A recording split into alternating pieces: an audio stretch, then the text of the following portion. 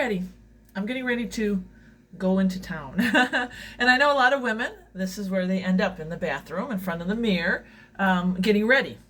Now, I've never been the type of woman that spends a lot of time getting ready. I'm just, I'm kind of no frills. But as my walk matures with the Lord, I'm learning a lot of things. I'm being convicted of a lot of things. And I really believe a lot of it started back in Wildwood. They did a really good job at the Medical Missionary School at just showing us what it is like to walk and live as a Christian, and to think like a missionary.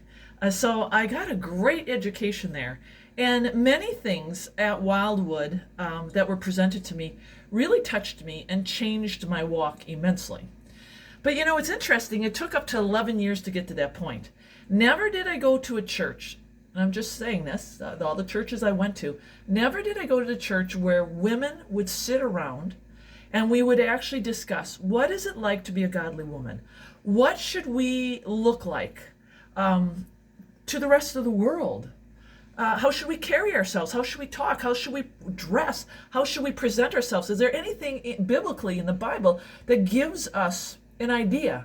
And there are some things, and I'm sure out of the course of 11 years, some scriptures have come across my way, but never have I really sat with women where we have really examined what we should look like, how we should be carrying ourselves. So the Lord kept bringing me many things, and one of the readings that he gave me this morning was reverent in appearance, and that's why I knew I needed to share this with all of you women out there. 1 Timothy 2, 9 through 10, you can open up your own Bible and read. It says, women should adorn themselves in respectable apparel, with modesty and self-control, not with braided hair or gold or pearls or costly attire, but with that is proper for women who profess godliness with good works. And the first thing I read is, yes, a spirit of reverence should affect the way we dress and present ourselves. Now, Paul isn't placing a ban on jewelry or makeup or trying to look our best. His point is that these things, the hair, the earrings, the latest cuts and colors and styles, are not meant to be our obsession or to occupy our time inordinately. A woman's physical appearance is only a part of who she is, and not the primary part. So she doesn't need to put excessive energy into adorning her external self. She has far more important forms of adornment to focus on. I think for most women that could probably resonate. Instead of getting into the dogma of should you wear makeup, should you wear jewelry, what should you do? I think there are religions that become fixated on the appearance, and they lose that the appearance starts in the heart. The heart is where the work begins. And then as you mature and grow for your love of Christ, and then your outward appearance should start matching what the inward appearance is. And that's exactly what happened to me.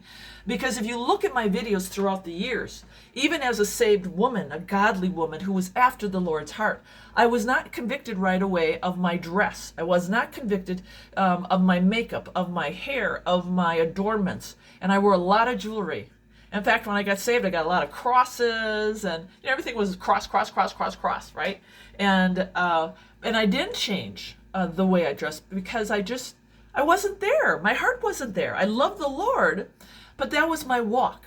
So in due time, as our heart becomes closer to Jesus, as he becomes our husband, we begin to realize that we want that relationship with our husband to be precious.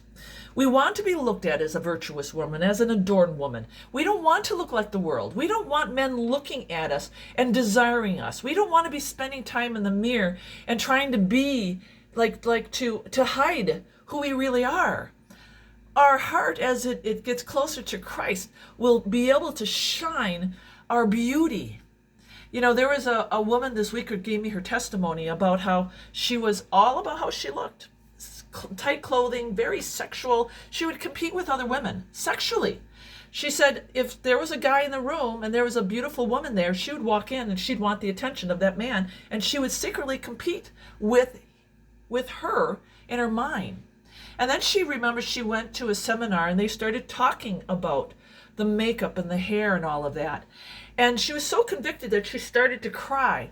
And when she was crying, all of her makeup got smudged. And she had to run to the bathroom and wash her face and wash off all the makeup. And she began to look in the mirror and realize that all that makeup, what a waste. It was hiding who she was in Christ. It was hiding her real, true beauty. If only we would recognize our true beauty. If only we would realize we don't need the adornments of what the world is calling us to wear. That we have an inner beauty and we need to walk in victory and courage, in the trust that we don't have to try to adorn ourselves with other things that will give the impression of what the world wants us to be like and look like. So, but you have to be convicted in your own heart. You really do, and it took me a while. So when we asked about makeup and jewelry and all of that, yes, the Lord doesn't want us women adorning ourselves with all of that. It's very clear what the scriptures tell us, and it's not for the Old Testament. It's not for the women way back then. It actually applies to us today. Our adornment is in Christ. Our adornment is in his light. And especially, we are created to be in a marriage. We are created to be with a man. And all that inner beauty, should be reserved for not just Christ, but the man that God brings us. And he should be able to look at us without needing all that extra stuff. He should be able to see our beauty and love us for who we are in Christ. And that's the beauty, right? That's the beauty of saving ourselves for that special man, so he can see that inner beauty and embrace it.